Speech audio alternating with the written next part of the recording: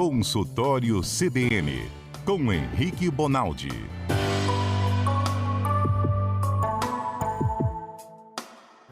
Henrique Bonaldi é médico cardiologista de uma gentileza imensa com o CBN Cotidiano, a ponto de toda terça-feira ele vem aqui no nosso estúdio e faz do estúdio do CBN Cotidiano uma espécie de consultório para você. Para você que acessa agora a CBN pelo nosso site, cbnvitoria.com.br, pelo aplicativo CBN Vitória ou pelo dial 92,5. Se você tem alguma dúvida, pode mandar mensagem, qualquer coisa, sobre medicina, saúde, pode mandar mensagem para o nosso WhatsApp. 992994297. Agora o doutor Henrique vai falar imitando a Patrícia Valim, como é no WhatsApp. Fala. 99299... Como é que era mesmo? 4297. Isso, doutor Henrique, tá ótimo. Gostou? Tá muito bom. Esse negócio aí. É muito bom. Humildade Não, Desculpa, deixa pra lá. sem querer. Doutor Henrique, obrigado por ter vindo mais uma vez. Hein? O doutor chegou aqui, olhou pra mim e falou, você tá cansado? Falei, como é que você sabe? Tá na cara. Ih, rapaz, cansaço agora pode ser sinal de uma doença também, né? Burnout, como se chama? Burnout. Burnout. É doença... Tem doença nova, doença velha, doutor? Não, assim, até onde eu consegui pesquisar, ela já era uma doença descrita já. O que está fazendo diferença é que ela está sendo introduzida no rol das doenças de trabalho. Uhum. Porque tem uma relação íntima, lógico, com o trabalho. Né? Não é só com o trabalho, o moleque que está na escola sofre a mesma coisa. A sacada é falta de descanso crônico. Então, você fica... Não é um estresse agudo, não é síndrome de pânico, nada disso. É que o cara vai se cansando ao longo do tempo. Basicamente porque dorme mal, come mal, falta de atividade física, aquelas mesmas coisas, mas o descanso aí é preponderante, ele não descansa. E aí com o tempo fica mais irritadiço, isso vira um ciclo que ele tem uma dificuldade de sono tremenda, vira um ciclo que ele come cada vez mais gordura e alimento com açúcar e cada vez menos fibra, alimentos bons. É como se o cara estivesse se preparando para um estresse muito grande. O corpo, né, selvagemente, pode falar isso não, né? Pode. De uma forma selvagem, inconsciente, ele se prepara para um estresse maior, como se ele estivesse vivendo um período pré-guerra, vamos dizer. E aí tem uma hora que ele pifa, tem uma hora que ele não dá conta mais. Então ele passa a esquecer as coisas, dorme no trânsito e assim vai. Entendi. Eu ia perguntar sobre a diferença, então, entre um esgotamento, um cansaço, uma exaustão e a doença é essa, então. Isso aí. Toda vez, Mário, que a gente vai falando de doença, é uma alteração que o cara tem que atrapalha a vida dele de alguma forma. Se não, não é doença. Por exemplo, vou te dar uma... Unha encravada. Isso aí. Atrapalha a minha vida. Enquanto ela estiver só encravada, ela não está te dando pus, não está te dando dor, não está te atrapalhando no trabalho, sua vida está indo bem, ela chama só unha encravada. Entendi. A partir da hora que isso vai mudando a característica, ela vai virando uma pústula, ela vai virando alguma coisa mais... Pústula, até o nome nojento. O que é pústula? Pústula é aquilo que você vê com pus, é aquela bolha com a quantidade de pus que acontece na unha encravada. Então, a diferença de doença para sua alteração, a sacada é não só a gravidade, uma hora que vai ter que ter ação do médico, mas também porque atrapalha muito a sua vida. O senhor veio falar de exame, tomografia, já falou de burnout, a gente vai evoluindo, falou de pus, desculpa, mas falou. E já me ocorre uma pergunta, espinha, a gente deve espremer espinha, não deve espremer espinha? É verdade que quando falam não espreme esse troço, vai entrar uma bactéria, está ferrado? É verdade, ó. É verdade. Ih, gente. Espinha nada mais é do que uma glândula sebácea acumulada de sebo. Aquilo que você vê na espinha não é pus. As pessoas têm mania de achar que, mas já estava com pus, já tinha bactéria. Não, aquilo é sebo. Qual a diferença de sebo para pus? Sebo é o que você produz na pele, por isso que a pele da gente vai ficando oleosa daquela forma. Tem gente que tem o poro, a saída desse sebo obstruída, e aí o cara faz a espinha. Se você tira aquilo ali e abre uma porta de entrada, toda hora que você fere a espinha espremendo, sai sangue. Lembra aí, todo mundo aí que está em casa deve lembrar disso. Uhum. Naquela hora você abriu uma porta para infecção de pele. Você desfez a camada que protege o seu sangue de qualquer bactéria, que chama pele. Você rompeu a primeira camada de proteção e aí existe a chance sim. E aí qual que é o problema? É que infecção de face, infecção de rosto é sempre grave. Sempre para dar aquela apavorada, porque não é sempre, não. Tá, mas é mais grave. Exatamente. Unha é um trem que você vai ficar uma vida com aquilo infectado e as chances são menores de acontecer uma catástrofe. Couro cabeludo, mesma coisa. Mas face é grave o suficiente para se você chega com febre e infecção de face, 90% das vezes você vai ficar internado, só para você ter ideia de como a gente preocupa com isso. Então, espremer espinha na cara de jeito nenhum. O ideal é não fazer. Ou se for fazer com alguém que saiba fazer isso com um pouco mais de cuidado, né? Dermatologista, pessoal da estética, usar pelo menos lavar as mãos. E uma coisa é um mero cravo, outra coisa é espinha. A espinha, o orifício que a espinha vai deixar depois para a entrada dessa bactéria é muito grande. Quanto maior, pior. Quanto maior, o mais indicado é não fazer isso. E tem tratamento crônico para isso, Mário. O cara que tem espinha de recorrência, ele deve procurar um profissional dermatologista para falar com o cara, eu tô com esse trem aqui, aparece semanalmente para mim, dá um jeito de tirar. E o cara tem um tratamento que vai fazer com que o cara não tenha essa quantidade de espinha, né? Do mais simples, que é passar creme, até usar aqueles Roacutan, aqueles remédios que o cara às vezes precisa até assinar, né? Para usar essa medicação, por exemplo, tem um termo que o cara assina, não vou usar álcool, não vou usar isso, não vou usar aquilo, porque a força do remédio é muito forte, mas é uma tacada, assim. As pessoas resolvem a questão da espinha com 16, 17 anos de idade, nunca mais tem espinha na vida. E por que na face é muito mais grave? Porque fica perto de sistema nervoso central e perto de muito vaso sanguíneo. A chance de você acometer o olho é enorme, a chance de você acometer meninge cérebro é enorme. Então, se você não controla a infecção do seu braço, no máximo que acontece é chegar, sei lá, no tecido adiposo, no músculo. Na face, isso pode acometer seu sistema nervoso central, pode chegar em meningite, meningoencefalite, pode chegar em amidalite, pode chegar em olho, você pode perder visão. Então, é um negócio sempre mais grave. Então, espinha na face é perigosa, não devemos espremer porque protege... rompe a barreira de proteção do sangue, que é isso a pele. Aí. Desculpa, estou viajando muito. E quando a gente usa fone de ouvido, que a gente usa com muita frequência, botamos lá dentro do ouvido aqueles fones pequenininhos, eu não estou levando bactéria lá para dentro de uma área perigosa também? Tá, é uma área perigosa, preocupa, mas você tem uma barreira lá dentro, que é uma barreira do tímpano. O tímpano acaba sendo uma barreira. Então, o seu ouvido, além dele ter uma proteção mecânica, ele tem muita produção de sebo também, para conseguir tirar essa quantidade de secreção, essa quantidade de bactéria que pode estar entrando. Entra mesmo. Igual na garganta, né? Não sei se vocês sabem, mas tem um anel faríngeo que a gente chama, que é composto no final da língua, lá embaixo, tem um anel que faz a volta todinha da boca, do assoalho, de tudo, faz um anel que é um anel protetor. Então, é aquele sininho não, né? Não.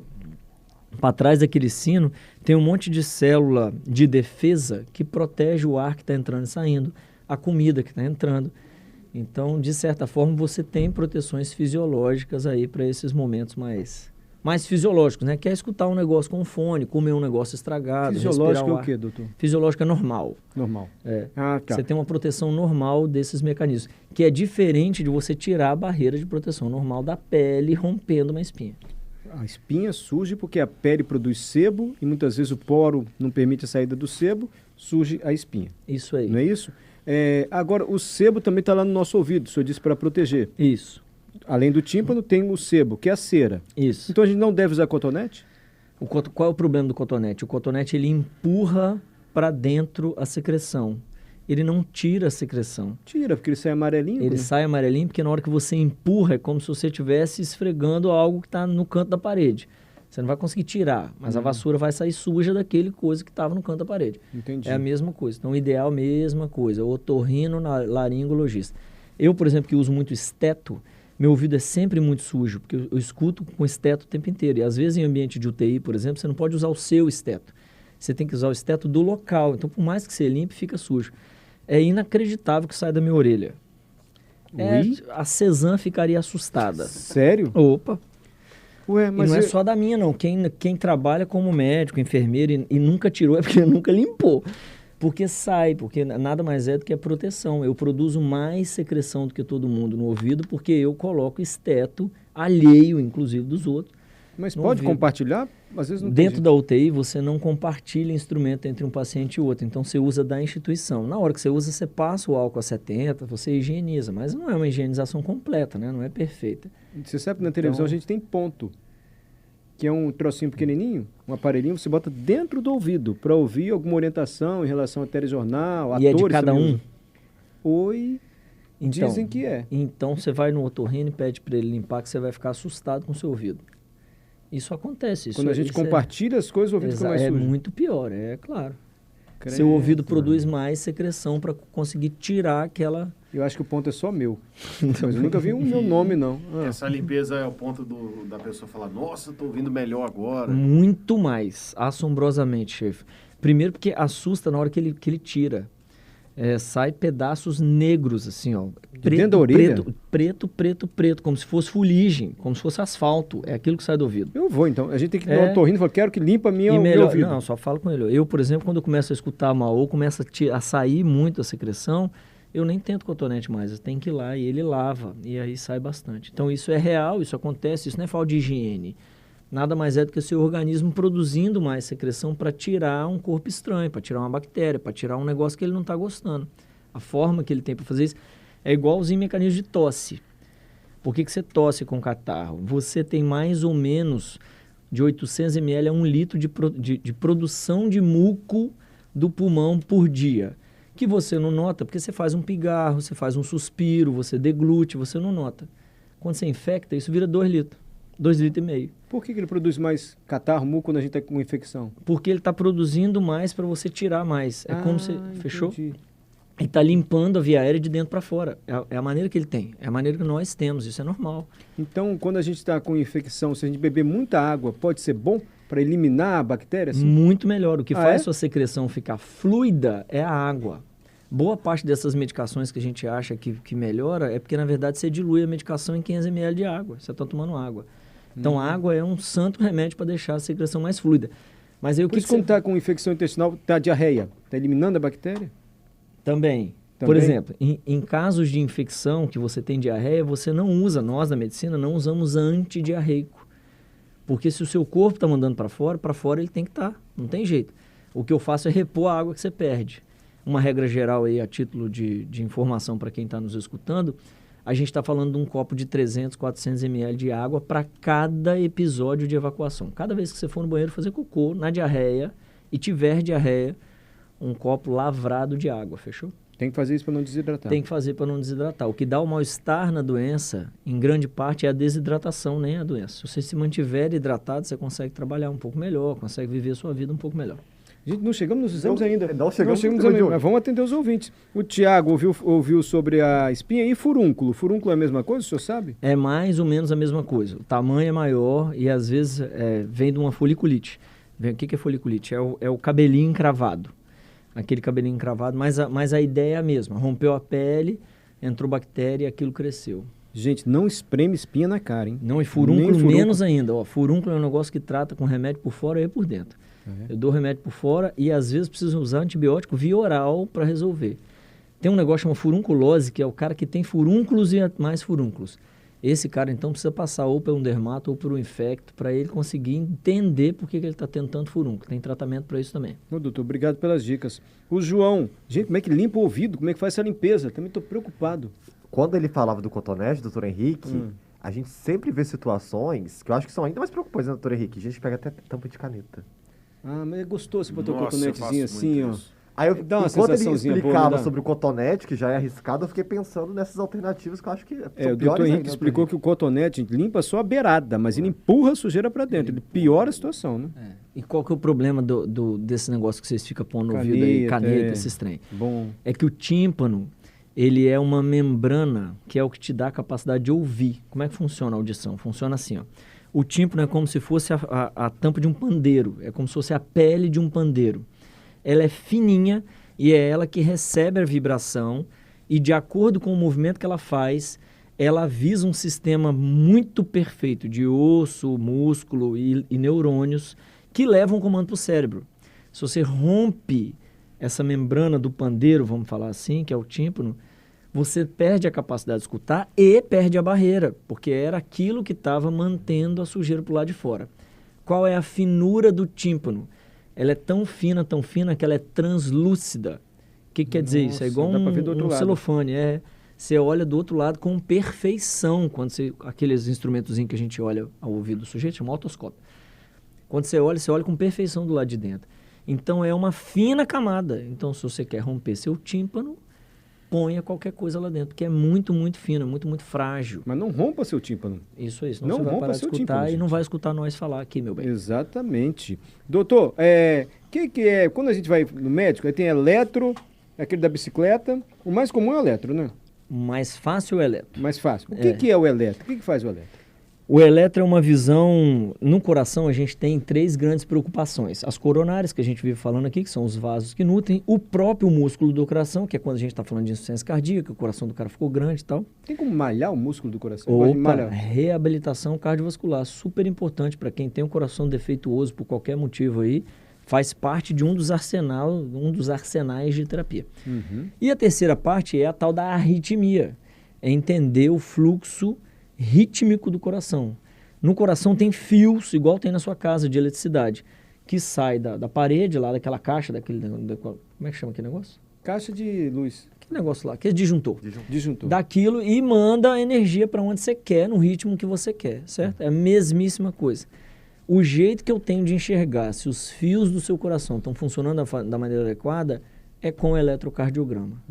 Tem um eletro que dura 24 horas, aí a gente não chama de eletro de 24, chama de Holter. Mas o que vocês veem ali? Primeiro a gente entra lá na sala, deita, aí a pessoa bota bota o que mesmo? Aqueles fios, Aqueles fios, um monte de fio tem locais específicos para serem colocados. que a moça coloca. O que eu estou fazendo? Eu estou enxergando 360 graus o seu coração, a parte do ritmo do coração, é só isso. Entendi. Aí eu consigo enxergar a ativação de uma das câmaras que chama átrio, consigo enxergar outra ativação que chama ventrículo.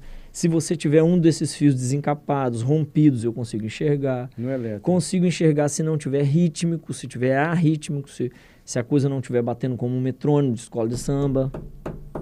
O eletro indica isso. O eletro indica isso tudo que eu estou falando. Aí tá, fiz, não indicou nada. Ah, tá legal. Aí vai fazer da bicicleta agora. Isso, Tem que- por quê? Da Porque bicicleta esse é o mesmo sistema? é mais ou menos a mesma coisa. Por quê? Porque o eletro ele vem em repouso. Então, se você é um cara com um coração bom para repouso, no eletro não vai enxergar nada. Mas seu coração pode ser um coração muito bom no repouso, que quando você estressa o coração, ele sofre com isso. Estresse físico ou emocional. Não tem jeito de eu estressar o cara emocionalmente. Então, o que eu faço? Põe ele no teste ergométrico, na esteira, para fazer o cara cansar. Então, é muito comum alguém falar assim, mandei benzaço no teste, fiz tantos minutos. A ideia do teste não é saber quantos minutos você faz. A ideia do teste é te cansar, é ao contrário. É que um teste de boa qualidade ele tem que durar mais do que 6 minutos em cima da esteira.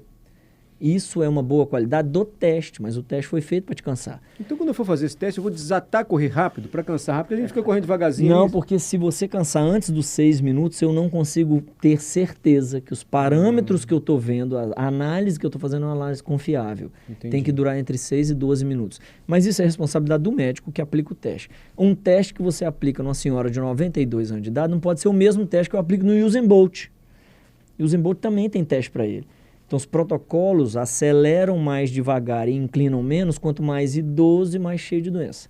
E eles aceleram mais rápido e inclinam mais rápido, quanto mais o cara tem eficiência, né? Quanto mais funcionalmente ele for melhor. Então, às vezes, a gente vai no cardiologista e faz o eletro. Tá bom. Depois faz esse da esteira, que chama teste de esforço. Isso. Tá bom, mas vai fazer o outro ainda. Vai deitar lá agora, a moça... um outro médico faz esse outro exame. Qual o Mas que- assim, ó, então vamos lá, vamos voltar. O eletrocardiograma, ele basicamente serve para duas coisas. Para eu ver arritmia e para eu ver isquemia, para eu ver infarto. Tá É legal. o eletro que a gente faz na porta do pronto-socorro para eu ver infarto. É um dos melhores exames que tem no mundo hoje para ver infarto Mas é pra ver se imediato. tá infartando na hora? Isso. Ah, tá infartando agora o eletro Isso mostra. aí, isso aí. Ele tem uma alteração chamada supra de ST que determina, só de bater o olho no eletro, não quero saber o que está acontecendo com o doente. Só de bater o olho no eletro, eu mando ele para o cateterismo com a certeza de que a coronária dele está fechada. O vaso está 100% fechado. Lascou. Então, ótimo, é eletro.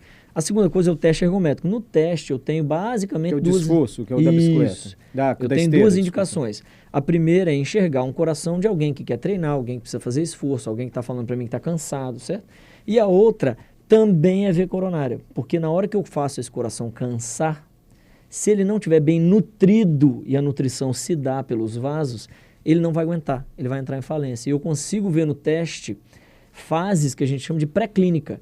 Antes do doente ter falta de ar, dor no peito, mal-estar, eu consigo ver alteração de eletro, alteração de pressão, alteração de Maravilha que é arritmia. medicina, hein? Que maravilha que é Então eu medicina. ponho o cara no teste Já para prevê conseguir... ali. Exatamente. É um método que eu tenho para tentar tirar um dia do infarto. Eu tento descobrir se esse é um cara que tem risco de infartar. Entendi. Por isso que é o tal do exame de rotina. Porque uma vez por ano vale a pena zerar esse jogo. Vamos ver mesmo se você está com o coração bom? Sofra o coração. Põe para... Mas tem o terceiro. Aí tem o terceiro não? Quer dizer, tem 213 exames, mas vamos lá. Aí, no terceiro da ordem, que a gente... um dos que fazem muito e que aí tem algumas restrições em relação a isso é o ecocardiograma. Ecocardiograma. Isso, que nada mais é do que aquele da grávida, aquele do ultrassom de abdômen, aquele do gel, o cara passa o gel, escurece a sala e fica olhando lá no computador aquela imagem cinza. Já é um outro médico que faz. Outro médico que faz. Às vezes o cara tem especialização para fazer isso tudo. O ecocardiograma, ele serve muito para ver válvulas de dentro do coração. Seu coração é um sistema de bomba versus válvulas aí. Para ver o tamanho do coração, a espessura e a localização dele no peito. Então é um ótimo exame para ver o coração em repouso morfologicamente, como ele funciona na sua morfologia. Diâmetros, cavidades, espessura dos músculos, as válvulas, funciona, não funciona, está batendo bem, batendo mal, está ficando grande, ficando pequeno. Está localizado bem, localizado mal. Não tem um melhor do que o outro, eles são complementares. Não, são para efeitos diferentes. Entendi. Então, no meu consultório, é muito comum as pessoas falarem assim. Ah, eu quero fazer o eco, doutor. Exatamente. O eco é bom, que vê tudo lá dentro. Nossa, Mário, é muito Sou difícil. sou eu. Eu só quero fazer um, não quero ficar correndo não. Faz logo do terceiro, que já poupa. Não é nada disso, né? Não é nada disso, e vou te falar, eu, Henrique, na medicina bem estabelecida, você não pede exame antes de fazer consulta. Claro. Porque como é que eu vou saber o que o cara precisa? Se ele precisa de análise do ritmo, se ele precisa de análise de um coração sofrendo, se ele precisa de análise morfológica, se eu preciso ir com esse cara para outros exames, se eu preciso controlar a pressão dele, ele precisa daquele que mede 24 horas a pressão, sem antes escutar o cara. Mas, doutor... Sem antes examinar o cara. Então, essa história do bolo, da receita pronta, toma aqui, faz teste, eco, eletro, exame de laboratório, isso não existe. Eu tenho que passar por avaliação. E não interessa se o cara segue comigo há 10 anos. Qual que é a diferença? É que quando o doente vai voltando muito no consultório, você domina o cara, você já sabe os exames que ele não precisa. Entendi. E aí vai ficando mais fácil você não errar pedindo exame obsoleto. Você já sabe quais são os exames que ele precisa. Então, para quem acompanha 5, 10 anos, não assusta se o médico conseguir fazer isso. Agora, você que vai 1, 2 vezes no médico e não foi lá a 3ª, 4ª, 5ª, 7ª, 19 vezes... Não tem jeito, tem que passar por avaliação para decidir qual exame. Doutor Henrique, por incrível que pareça, eu vou corrigir o senhor. Desculpa, velho. Porque o senhor falou assim, esse negócio do médico pegar, já cabeça baixa e mandar exame, isso não existe. Isso existe, doutor, e muito. Infelizmente. E muito, o que tem de... Não, você vai, o sujeito nem olha para você, tá de cabeça baixa, faz isso aqui, depois tá... Ué, ele nem me tocou, nem olhou para mim direito. Isso, infelizmente. Isso pode ser um tema nosso um dia para a gente falar sobre isso. Eticamente falando, isso não está correto, Mário. Tem que olhar para mim, tem que me tocar o médico. A medicina é feita de anamnese, exame físico, exame complementar, diagnóstico e tratamento. Essa é uma ordem que tem que ser obedecida toda vez que o cara vai no médico. Anamnese é entrevista, exame físico é pôr a mão em você, ainda que seja um exame direcionado, não tem por que um ortopedista que está vendo o calcanhar do cara medir pressão, blá, blá, blá, não tem. Mas ele tem que examinar. Depois disso, se eu ainda tiver dúvida do que está acontecendo com o paciente, eu chamo dos exames complementares, que são esses que nós estamos conversando aqui, até eu chegar num diagnóstico e a partir do diagnóstico fazer tratamento. A medicina tem que ser feita assim. Eu vou decorar as partes que você falou. Como é o nome da conversa? Anamnese. Anamnese é conversar com a gente. Anamnese. Anamnese. Anamnese, exame físico, conversar, exame físico, tocar. Exame complementar, chama complementar porque você vai ver lá na hora que pode ser que precise, pode ser que não. Diagnóstico. E depois tratamento. Então, se eu for no médico e não tiver a conversa na anamnese, fala, doutor, tá faltando um negócio aí. Se tiver cabeça baixa me indicando um monte de exame sem olhar para mim, fala, doutor, anamnese. Você fala para ele assim, ó, segundo Selmo Celano Porto, Selmo Celano Porto é o nome do cara que fez o livro que mais fala sobre isso, sobre a necessidade que a gente tem de anamnese. Tem estatística dizendo que a nossa capacidade de diagnóstico em 75% a 85% das vezes é só de escutar. Eu mato o diagnóstico do cara na anamnese em 80% das vezes. 20% das vezes eu divido entre 15% de exame físico e 5% de exame complementar, para eu chegar em diagnóstico. Então, escutar é necessário. Eu não quero comprometer o senhor eticamente, mas não caberia uma campanha do CRM, alguém dizendo, olha, gente, não esqueçam do anamnese, deixa para lá. Doutor, tem um monte de pergunta aqui para o senhor, vou ficar para semana que vem. Tem como guardar, Adalberto? Vamos guardar e responder. Podemos guardar e responder semana que vem? Sim, senhor. Eu me empolguei aqui na conversa. Ricardo, pede para falar de prolapso da válvula mitral. Que diabo é isso, gente? Gerson, quem tem miocárdia tem propensão à arritmia. Giovanni, esses exames tem no SUS? Tem, boa parte. Não sei quanto tempo demora para conseguir, mas tem. tem. E por aí vai. Então você pode responder os ouvintes semana que vem? Se posso. Combinado? Opa. Esse é o Dr. Henrique Bonaldi. Repito, gentilmente ele presta esse serviço. Vem aqui conversar com você. Fazer do nosso estúdio um consultório. Vou lembrar, hein, gente, não espreme espinha na cara. Na cara, principalmente, é muito perigoso. Uma vez por ano é importante fazer esses exames que ele falou, ainda mais quem tem problema cardíaco na família, né? Isso aí, qualquer fator de risco, né? Um cara que tem pressão alta, o cara que tem diabetes, o cara que tem história familiar, qualquer fator de risco tem que ir no médico mais vezes do que deve.